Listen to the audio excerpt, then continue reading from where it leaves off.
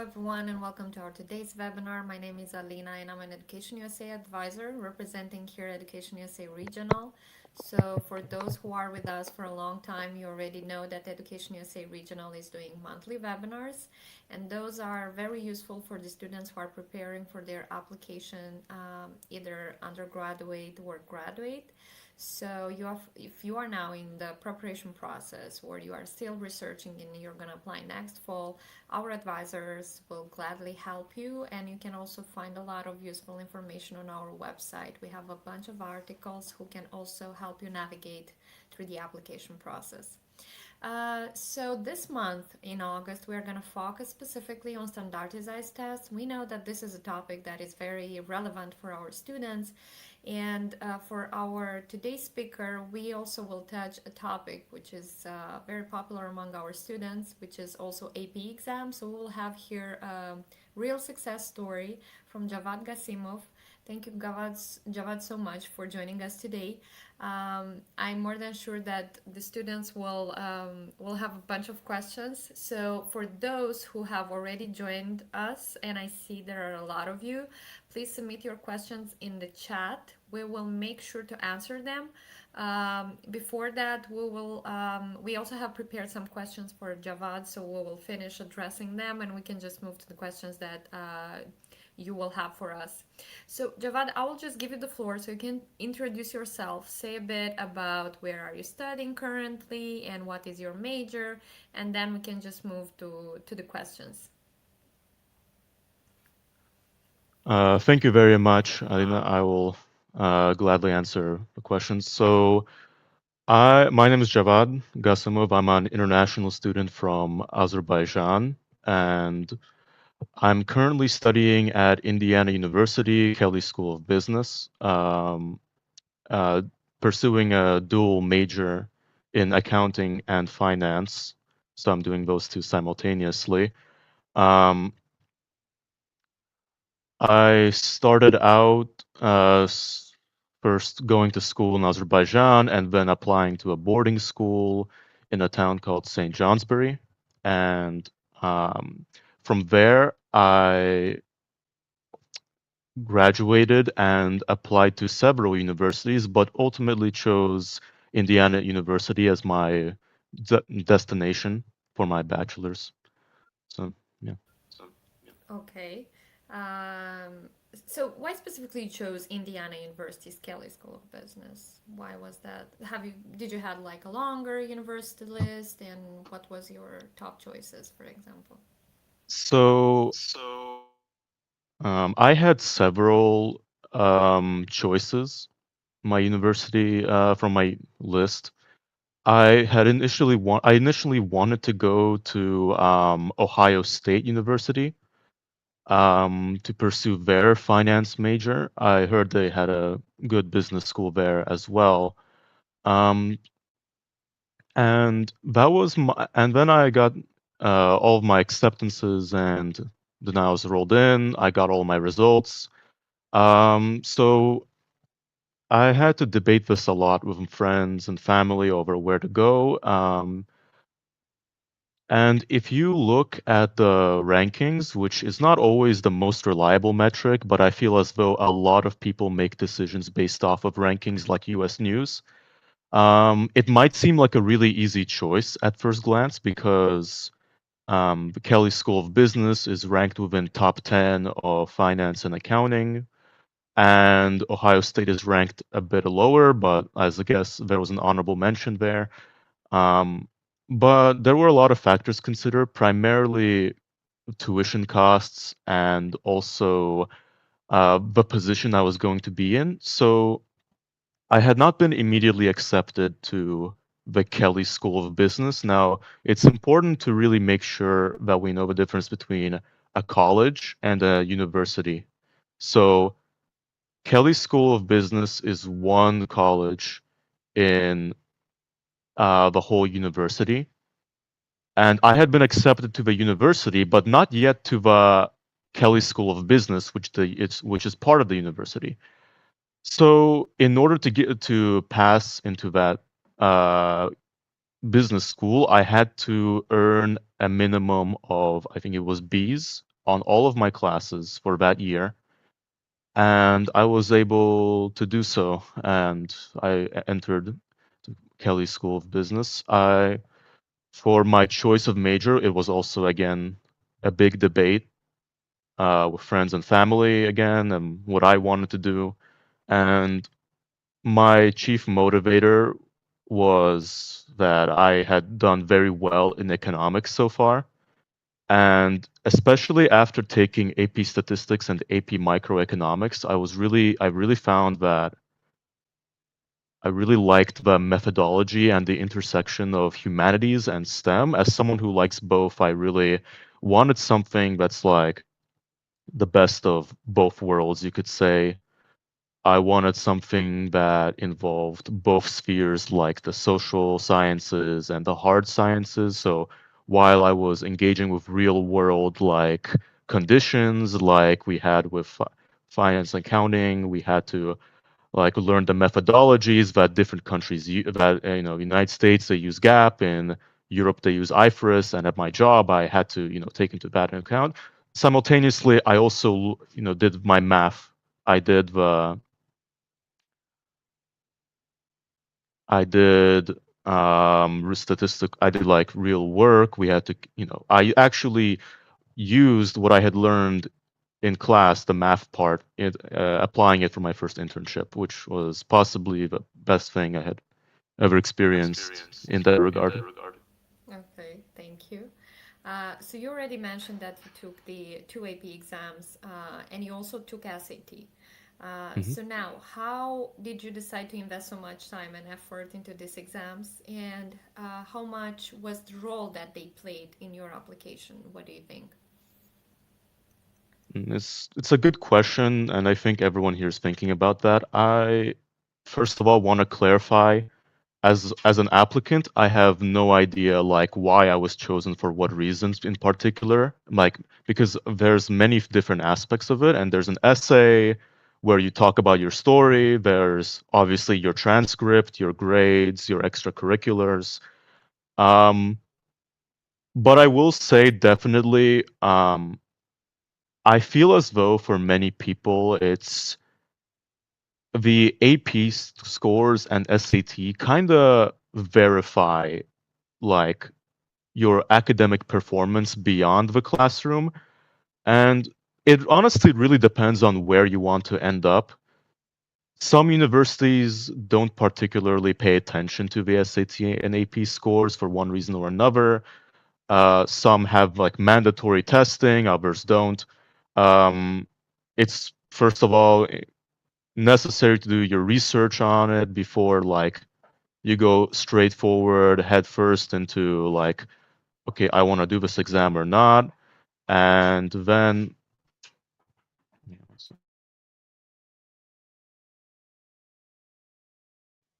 yeah, anyway, so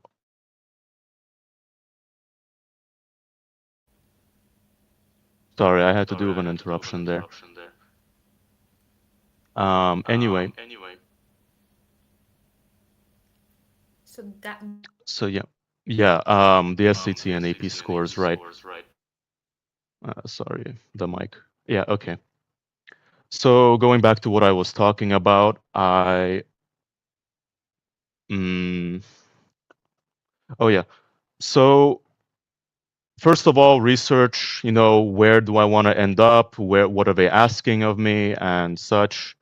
And the second thing I would look into is like with the check to see if your school provides APs or if they have something different like IB or the other systems that they use, which I'm sure is completely like acceptable to many universities. Like I had gone to a school in the United States and they offered AP courses, not all of them, but definitely the ones that I wanted to do. And I had done those.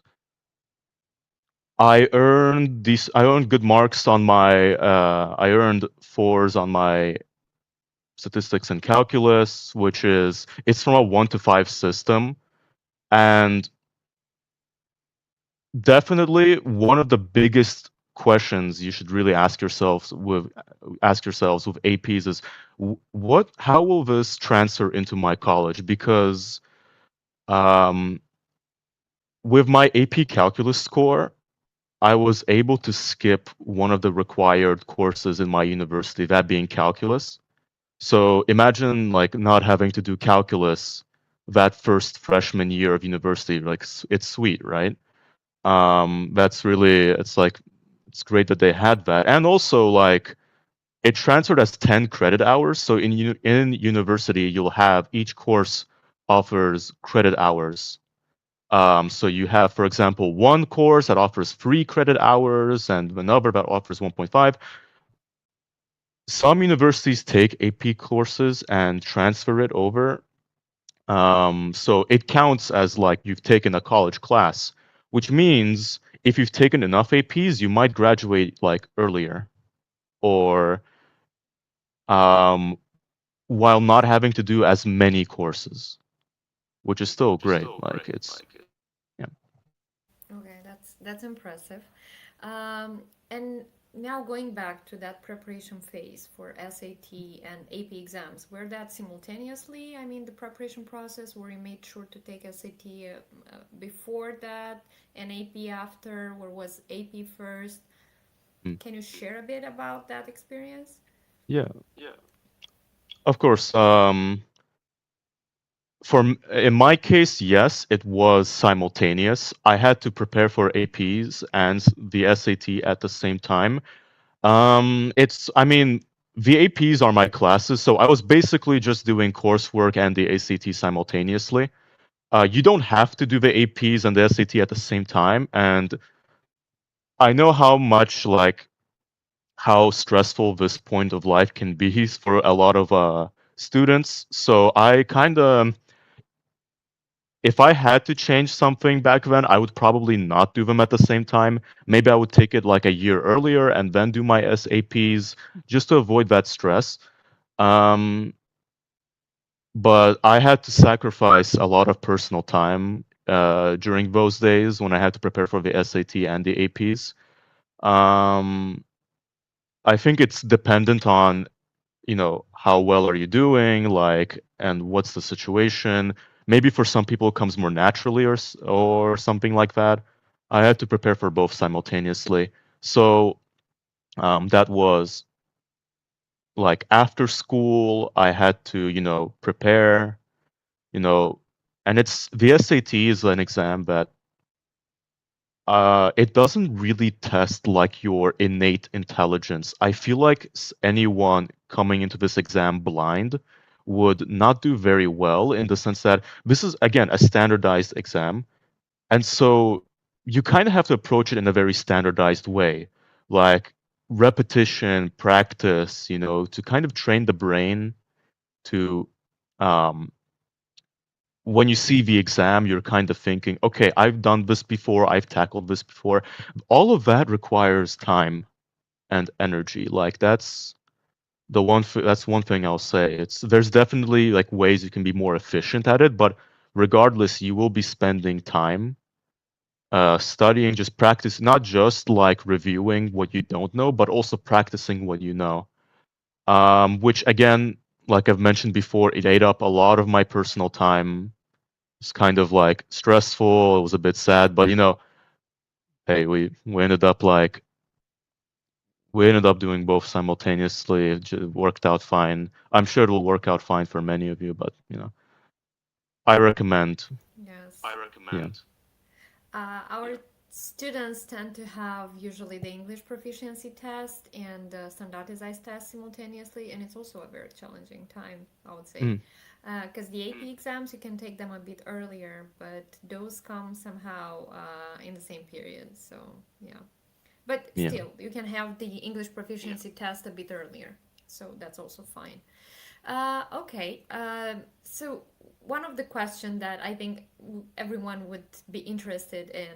So many universities are now test optional. I don't know what was the case for your institution, but Mm. why did you choose to submit the test, the SAT scores? We tend to encourage our students to do so. I mean, even though the institutions are test optional, we kind of also encourage them to take it in case if maybe they are applying for some STEM programs or we want to raise their chances to get financial aid. What was the reason Mm. in your case? So I'll have to kind of like give background. So basically, my university did not require the SAT, though many I applied to did. And yes, it is test optional. At least so many universities nowadays are test optional, and you can choose to submit your scores. But what that means is don't think of the SAT as like the end all be all. Like if I don't submit my scores, like I have no chance of getting in. It's more kind of like a leverage thing. Like if you're not submitting your SAT scores, but you want to have a strong competitive application, you would need to compensate for that by being stronger in other fields like your transcript, and that includes course rigor. And when people say course rigor, they usually mean the APs or whatever like difficult, courses your school may have, and also the extracurriculars. So I had pretty decent extracurriculars, not like the most amazing in the world, and my transcript was also it was good, strong. Um, but I have no idea how things would have turned out if I had not done my SAT scores. But again, it's always a plus, with to create like a competitive application, you would need to think, okay, what do I need to add to my application? And so if you think your extracurriculars are strong enough, as in not just strong enough as in like I did a lot of different things in a lot of different places, but what kind of story do my extracurriculars tell? And if you think you have a good story, if you then maybe the SAT will not be as necessary for a strong application. It's honestly dependent on every person. You have to assess it for yourself. I would recommend doing the SAT regardless because it's not a particularly difficult exam. Um, these are all math skills and English skills you would probably learn by the time you enter your senior year, your 12th grade. Um, it's just practice, really. It's time and practice, energy, consistency. It's not a difficult exam. So it is a time exam, but yeah, it's time based.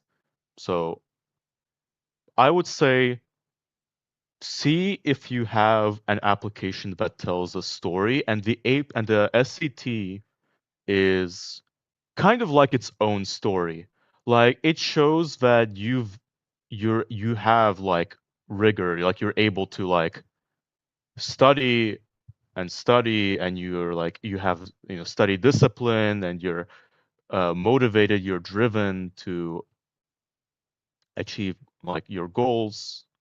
And it's like a certificate basically. It shows like I've done this, I've accomplished this score on the exam, and it again tells a story. That's the gist of it basically. Thank you. I agree. I totally subscribe for everything. And yes, considering the fact that the universities have this holistic admission approach, I totally agree that if your extracurriculars or your personal statement or other part of your application are standing out, then yes, maybe in your case you would not. I mean, you cannot consider it, and if you don't want to take it, but it's not a bad thing to have that. Of course, if you Mm. have a bad score for it, don't submit it. But if you consider that you can do that, why not try it? Okay, the next question which I have is, I mean, we already know that the challenge was because you did that simultaneously. I mean, were there some other challenges that you found out during the preparation process? Mm, Maybe some things that you can notice about SAT or AP, which are super tricky and the students should consider when they are preparing. yeah, sure. In my personal opinion, I sincerely enjoyed the APs a lot more than the SAT, in the sense that I have to be honest here. The APs, I took AP Calculus, AP Microeconomics, and AP Statistics, and they were really difficult, and I felt like initially I wasn't used to this format, and the fact that it was on such a tight schedule, like we were constantly learning and learning, and you had to be caught up, was difficult. But I sincerely, I'm so glad I learned like statistics and calculus AB, like which is there's also BC, but even just having a good foundation in calculus is just good for like life in general. Like trust me, it builds the brain, it builds like this. It makes you solve problems faster, and it's just good for life. The SAT I didn't particularly enjoy as much because it was so practice focused, and this was knowledge that I'd known so far, but it's more like quick logic, it's like solve the questions in a quick but orderly manner. And um the difficulty was kind of adjusting to a standardized exam. The exams I had, like there's exams I was doing like for coursework. They gave us time, and they gave us time to think of the problems, to really like delve into a dive, like, okay, how does this fit into that, and so on and so forth. With the SAT, it's more about recognizing a problem and executing like this quick logic in a way. It is still a skill-based exam, obviously, but the skills it requires are different. And if you're not used to the SAT format and you're a specific kind of person, like me, for example, it might be like, it might be a difficult transition at first. But yeah, just that was one of my difficulties with the SAT. The AP was conceptually difficult. Like the concepts learning was hard.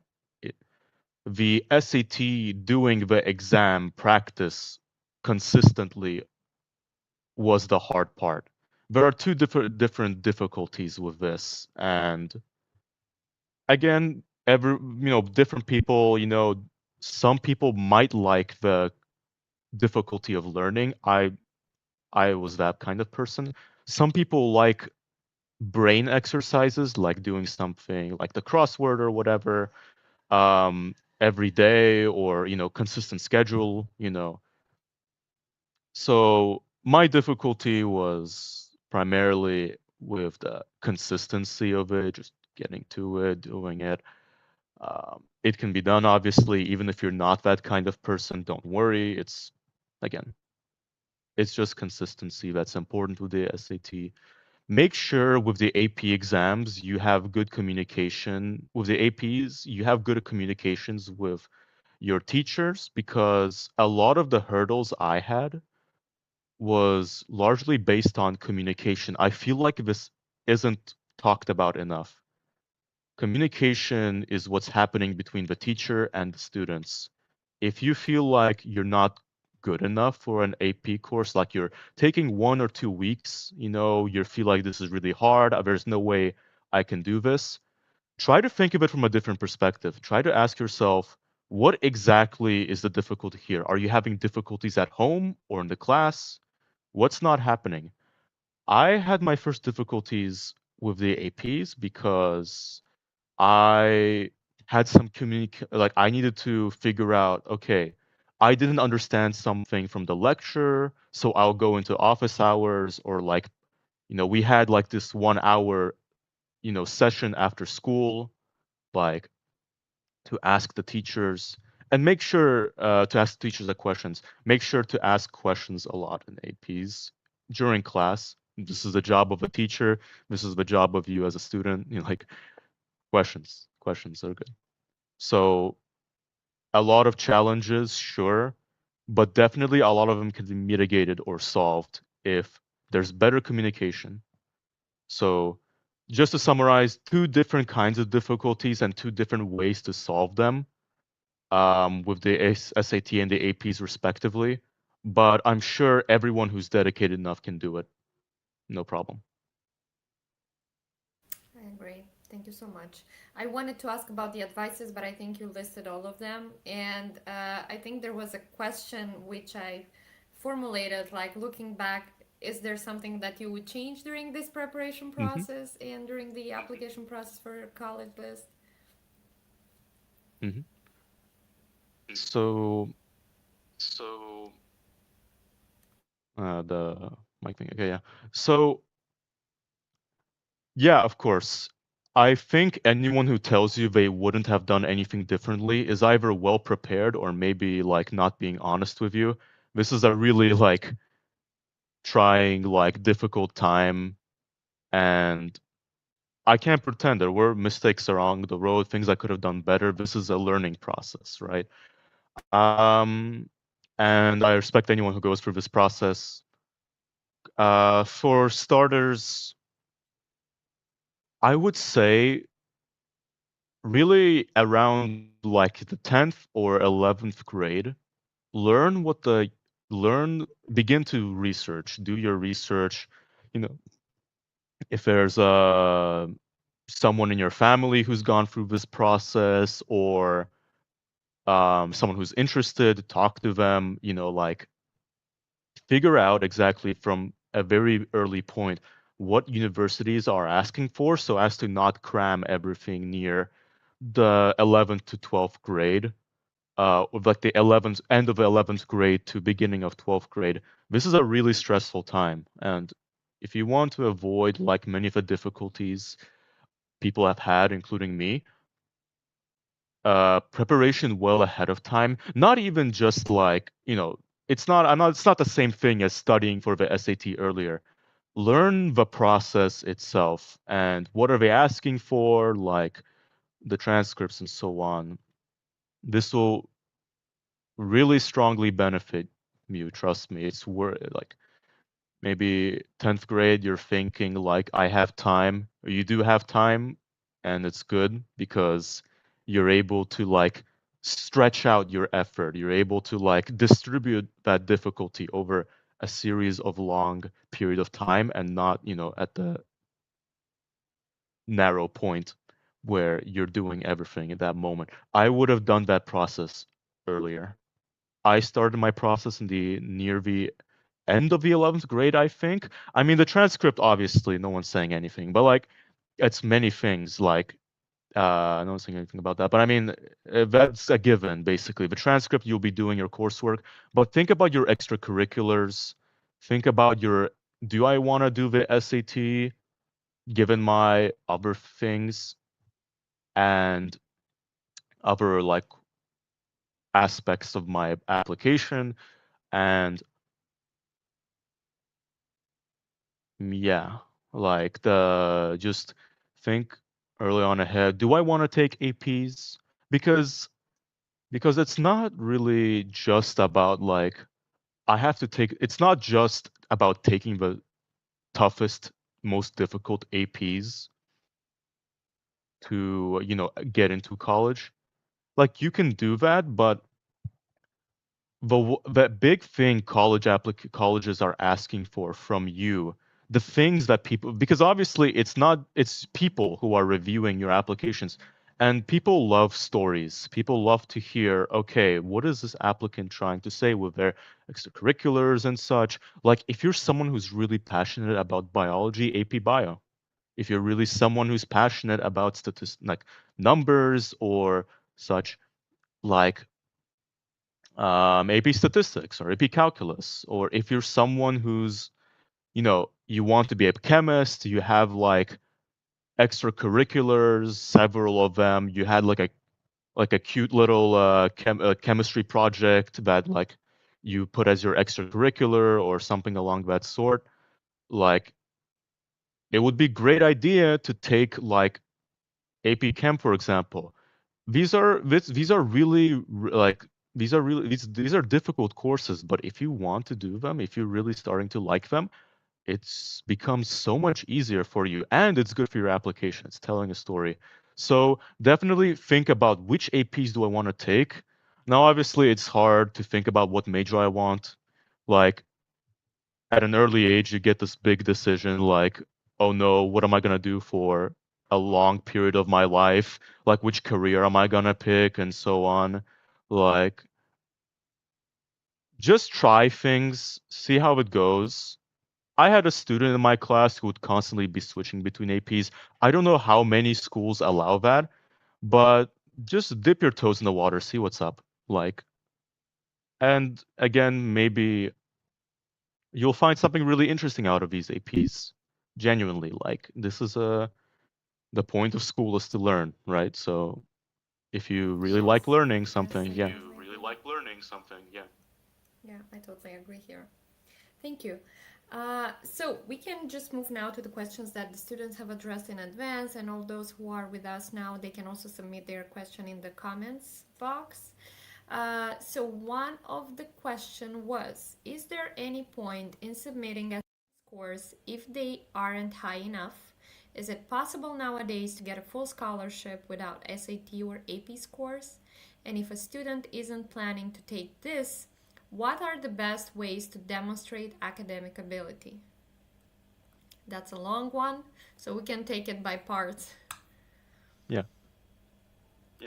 Excellent question. I'll pick it apart a bit. First of all, what do you deem exactly not high enough? I want I really because this a lot of the question hinges on this because like some people think like, oh no, I got like a 1400 or a 1300 or a 1500 and it's not high enough for something like realistically, how many students are actually getting like 1600s? It's not all of them. And not all of them are like, you know, it's like not all of the students who get into like these really good like really high tier great universities, not all of them have like 1600s. Like what you think might not be a high enough score might actually be a good score. That's the first thing. And the second thing, I mean, if you did really poorly, fine, like happens to the best of us. Um, the AP, the SAT, you can just take it again. Like there's multiple. I took it a few times. I got better scores on my last time than I did my first time. Knowing, and it gives you experience, right? You know what to expect in the test. And for the second question, is it possible nowadays to get a full scholarship without SAT or AP scores? I mean, yeah, I'm sure. Like if they really want you there, if they really like what your story or your application, then I'm sure they'll present you with a full scholarship, no problem. Like, again, it's like take into account like like are my extracurriculars like competent, like good enough to not have an SAT score or APs? Do I have like a really killer, like really fire, like personal statement because you've had like a really good life journey so far, and like the stuff you're writing is just amazing? Do I have like course rigor that's like academic difficult courses that are not APs? Take this into account. It's you have to assess it honestly, like uh, yeah, see to that. And as for the best ways to demonstrate academic ability, I mean, obviously there's your transcript, the grades. There's also the recommendation letters that some universities require. Like there's two of them from your teachers and so on and so forth, or your counselor. Like as a teacher, quickly you learn that like some students, like, maybe for example, this student like got like a B or a B plus instead of an A minus or an A plus. But when they're writing that letter, they can give them the university a personal account of like how well you've done in class. Like this student shows, for example, this student got a B or a B plus, but they've shown extraordinary promise. Like this is someone who's really talented and passionate. Maybe like, I don't know, they're one of those really cool genius kids who don't do well at school for some reason. Like, I don't know, something like that. These teachers can like give the university a personal account. This is one piece. Obviously, the transcript is like the biggest part, I'd say, of academic ability. Like, don't throw away your transcript for SATs. Please don't. Like, um, and the APs are already your transcript, so I'll count them as the same thing. So yeah.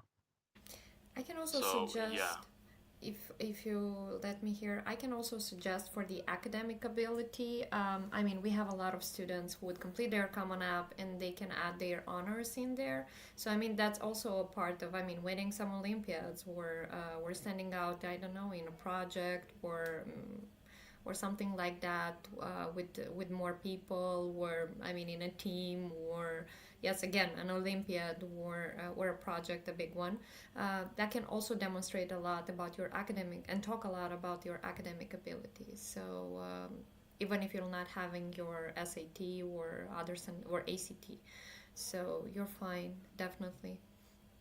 Okay, we can move to the next question. So that's also an interesting one. What is the difference between IELTS score and SAT score?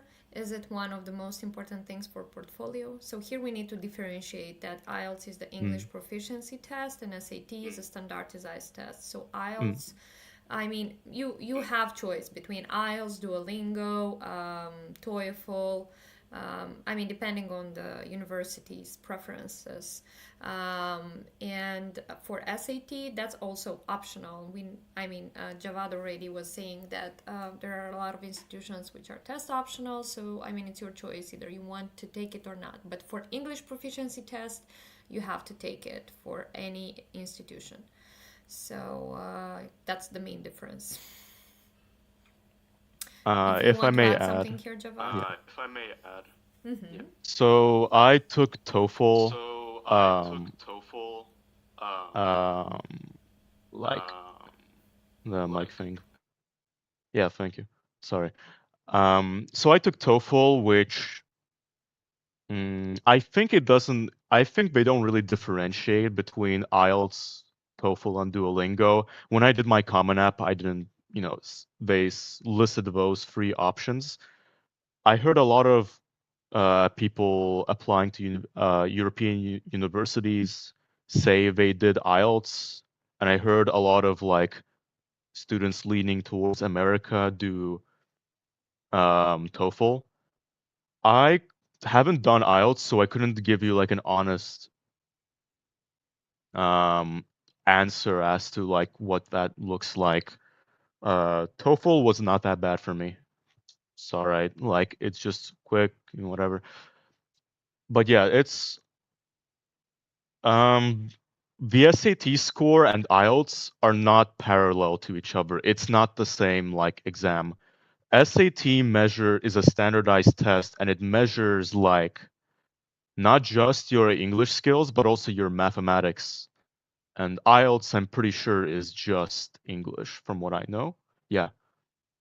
Um, so yeah, that's is it one of the most important things for a portfolio. Like I mentioned before, like it might be the thing that convinces a university to um, green light say yes to your application, but it's like a puzzle piece, It's like you can't it's like it's like a puzzle piece. Like you can't just complete a puzzle with one piece of it. It's many different things in a configuration. It's like many different things. A whole holistic one application, and the SAT might complete it. Depends on how, you have your as was mentioned already, like your um, different extracurriculars, your Olympiads, your scores, awards, your transcript, personal statement, any additional essay questions they might ask. I heard the University of Michigan, for example, for those who are interested, has a really interesting essay questions that I think filter out a lot of people. So I don't know if they do, but the questions I've seen, like what would you do with like a white elephant or something, like from the Indian myth, I think. Yeah. Like what would you do if Yeah, if you were gifted a white supplementals can be elephant? tricky. If you were gifted a white elephant? I Elephant, agree. I yes. agree. So Yeah. Elephant, yes. So, mm, yeah. mm, Okay, thank you. The next question, which is in the chat, it's from Amit. My school Mm, doesn't have neither AP nor IB curriculum, but our school curriculum is almost at the same level in some classes, like biology. So my school counselor can give letter where she explains it. Uh, was that a question? I suppose yes. So my yeah. school counselor can give letter where she explains it. I suppose that's the intonation here. Yeah, yeah, I see. But our school curriculum is almost the yeah, same. yeah, I see. Okay, so it's true a lot of schools don't have that curriculum, which in that case, honestly, um again, it doesn't disqualify you in any regard. Just work with what you have in school. Like if you're doing good stuff, like good classes, and you're showing a strong transcript and again the different pieces of the puzzle, like different things, like if you're showing that you've done well, like it's not gonna 100% cancel whatever you've done. No way. Um, can your school counselor give you a letter where she explains it? Honestly, I'm not entirely sure. It's what really makes a It's university different from school is that like I feel like schools operate on a largely on a really big interpersonal level where like your school counselor can send you a letter to this other school and they would look at it. Universities have to take process a lot of applications. Uh so I'm not sure how much attention they would give it or not. From what I remember, every in Common App, there was an optional section for additional context. You can mention that additional context there. My school didn't have AP nor IB curriculum. Like, what are they gonna say? Like, I mean, yeah, okay, all right. Yes, what are they gonna say? I mean, yeah, okay. All right. I agree. And considering the fact that AP is not mandatory, I mean, that's just totally your desire here if you want to take it or not. You can use that in your additional information section in Common App. Otherwise, you can use in that section something which is super relevant for the application. That's why we also recommend not leaving any space in your application in Common App or even on their platforms of the institutions. I mean, so Yeah. so yes, I mean you don't have really to explain yourself why you haven't taken. In case if you really wanted to take it and you want to explain why you didn't, then yes, it's worth to ask your counselor to submit that letter. Um, okay, we have another question here from Nicolene. Thank you Mhm. so much for the presentation. Would you recommend taking the AP if you'd have to travel far to the nearest test center? There's no AP testing centers in my country. I think that's for a lot of students. That's That's thank you for the question, Nicolene. So this is a very real question. I feel like I really love the questions where we get to address some of the not just the abstract, what do I put in my application issues, but really the concrete issues, because obviously this is global, globally, not everyone has access to the same resources in their respective homes. Uh, So would you recommend taking the AP if you had traveled to the nearest test center? From what I can tell, the AP the AP test is mandatory. Like you need to do it. And it's not just like it's not the. I have to clarify this, especially important. The AP test is not the same thing as like the final exam of your AP course. At least from my experience, like we had to sit down like this for an exam, and that gave us the AP score, but that AP score is not the same thing as what shows up on your transcript.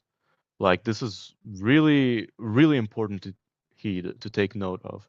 Um, would you like honestly, it's I am not sure about your exact circumstances regarding nearest test centers. If your school offer like if your school offers APs but there's no nearest test center, like my class, like the classroom I took my AP exams in, like in one case it was based in the school, like it was just in a different classroom, but we took our APs there. Like it wasn't in a verified test center. Like your school should be a test center, but if it isn't, and just talk to whatever counselor or advisor just to clarify on this. So your school should be a test center, like if it offers AP courses, and if it for some reason for some reason the testing center is different, then definitely talk to them, see what's up. Yeah. I would recommend Yeah. taking the AP if you like see it as if you see it as constructive to your application.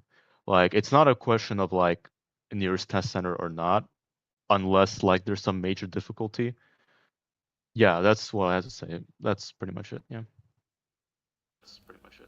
What I can add here is I would recommend taking the AP exam only in the case if the student is super committed and super dedicated to it, because that's a lot of time, a lot of resource, a lot of money you'll spend during this process. So I Hmm. think the student should be super conscious that he will do such a long distance, and he should expect that he will have a good result for this test and not having the disappointment of getting the score that he doesn't really want. So, in case if you are really loving um, I mean, you're really loving the discipline that you are taking the AP for sure, yes. I would definitely say yes. If you are super sure about the fact that you'll have a good score, then just go for it, and don't think about that. That's my advice here, I think. Okay, so I think we are done with all the questions that we have in the chat, and we answered all of them that we had from the people who sent it before. Thank you so much, Javad. I see that the people really enjoyed your experience, and yes, I think there is one more I question from believe, Nicolene. yeah, Nicolene said Uh, something. in the AP section of College Board, it says that if the school doesn't offer AP, you can self-study and take the AP test in the nearest AP test center. That's correct. Hmm. Yeah, that makes Yes. sense. So yeah, I stick to my words. So yes, if you really Yeah, think that definitely. you will stand out and you'll have a good score, go for it. For Yeah. context, my school offered AP courses. So if like obviously I had to show up to class, right? So like a self-study thing would require like more discipline. So to keep that into account, like do you really love what you're learning here? Like you can go crazy over it, or are you the kind of person to like be kind of systematic about things, doing things consistently?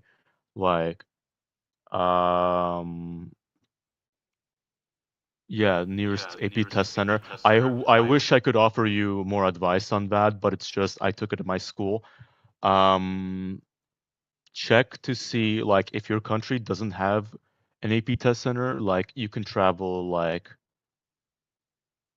Like I had one friend travel to Austria for their exams, like, you know, take into account like your schedule, your availability, your ticket prices, how confident you're feeling about the exam, how, going ahead, how confident you would be with the self-study, and take things at your own pace, like, definitely. Yeah. Yes, yes. Thank you. Good Mm. luck, Nicolene, if you're still deciding yourself to take it. I mean, I know it's not easy, so good luck with this. Good luck. Yeah, And absolutely. I think it's not gonna be that far, I suppose, from your country. I get that you're from Central Asia, I suppose. So I think in Central Asia there are many APE centers. So I hope it's not that far from your home. Okay, thank you so much once more, Javad. For Yeah, all those who thanks. still will have questions after watching this recording, please submit them in the comments. We'll make sure to answer them. And yes, and if you'll have questions for Javad, let us know. We can maybe put you in touch with him, and he can also share his best practices and from his experience. Um, Thank you, all of you who have watched us today. I really hope that this webinar was useful for you. And stay tuned for the rest of the webinars that we have prepared for you during August. Subscribe to all of them so you'll get a notification when the webinar comes up and starts the live. And thank you once more for joining us today. Thank you, Javad. Absolutely. Thank you very much, Alina.